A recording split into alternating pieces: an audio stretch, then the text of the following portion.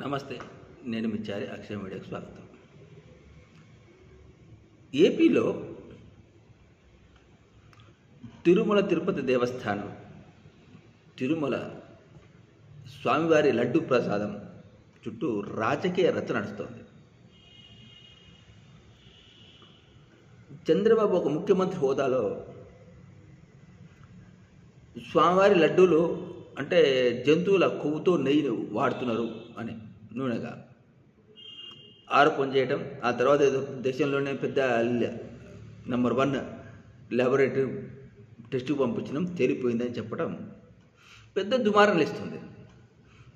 ఇక్కడ చెప్పుకోవాల్సిందంటే ఇది కొన్ని ప్రపంచవ్యాప్తంగా ఉన్న కోట్ల మంది స్వామి భక్తుల మనోభావాలతో చెలగాటమాడటం. నిజమే, అది జరగడం అత్యంత పాపం. వాళ్ళెవరూ కర్మ వలన అనుభవించకపోరు, ఖచ్చితంగా దేవుడు వాళ్ళకి శిక్ష ఇస్తాడు, అది వాస్తవం. కానీ ఇప్పుడు చంద్రబాబు గారు ఏంటంటే ఇది వైసీపీ ప్రభుత్వ హయాంలో జరిగింది, ఇలాగ చేయిస్తుంది అని చెప్పడం ద్వారా వైసీపీని దెబ్బకొట్టి రాజకీయ లబ్ధి పొందే ప్రయత్నం జరుగుతుంది ఇక్కడ.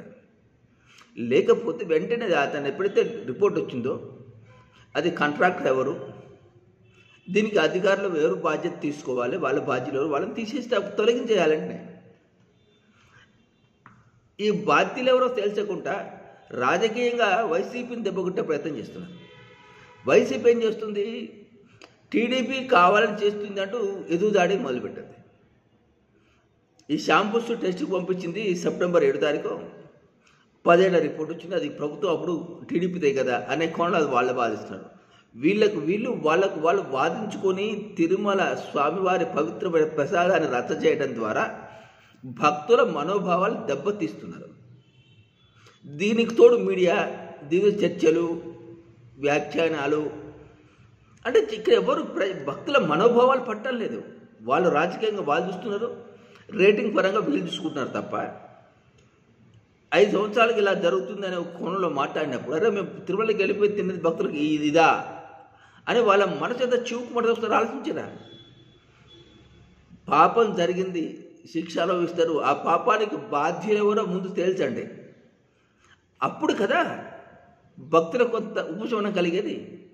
భక్తుల మనోభావాలతో పని లేదు, తిరుమల పవిత్రతతో పని లేదు, కేవలం లడ్డూలో ఆవు అంటే మన జంతువుల కొవ్వుతోటి తయారైన నూనెను వాడుతున్నారు, టెస్ట్ చేయించినామని ముఖ్యమంత్రి సాక్షాత్ ప్రకటించేసిండు. కానీ వాళ్ళ మీద చర్యలు తీసుకుంటూ ఎవరి మీద తీసుకోవాలి? ఇప్పుడు వైసీపీ ఇప్పుడు చంద్రబాబు హయాంలోనే జరిగింది కదా ఈ టెస్టింగ్ అంటుంది. కానీ ఒకరు గుర్తుపెట్టుకోవాలి వైసీపీ, ఎందుకంటే ఈ తిరుమల లడ్డు విషయంలో ఈ జీడిపప్పు కానివ్వండి అంటే యాలకు అన్నింటినీ కూడా కాంట్రాక్ట్ ఒకసారి టెండర్ పిలుస్తారు, దాని వారి టెండర్ ఎవరో కాంట్రాక్ట్ తీసుకుంటారు. ఆ కాంట్రాక్ట్ ఎప్పటి నుంచి ఎప్పటి వరకు అనేది ఉంటే ఆ డేట్ ప్రకారం వాళ్ళు ఏ ప్రభుత్వం ఇచ్చినా ఇంకో ప్రభుత్వం వచ్చినా వాళ్ళు కంటిన్యూ అవుతారు. కాబట్టి కాంట్రాక్ట్ ఎవరు, ఈ నెయ్యి ఆవు నెయ్యి కాకుండా వేరే ఎందుకు వాడుతున్నారు, వాళ్ళు ఎవరు అంటే మన అధికారం తెలియకుండా లోపల రాదు కదా. ఈ అధికారులు బాధ్యులు ఎవరు, వీటన్నిటినీ తేల్చి వాళ్ళని శిక్షించి తర్వాత రాజకీయంగా మీరు మాట్లాడుకోండి.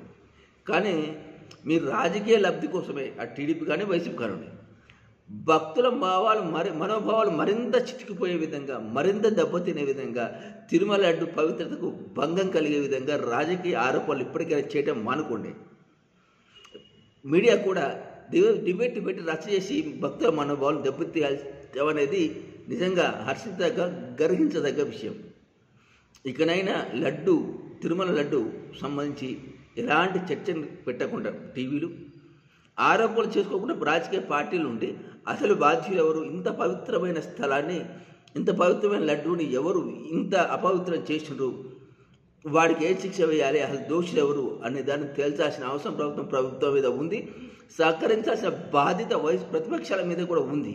అంతే తప్ప రాజకీయంగా ఆరోపించుకొని రాజకీయ లబ్ధి పొందే ప్రయత్నం మాత్రం చేయొద్దు.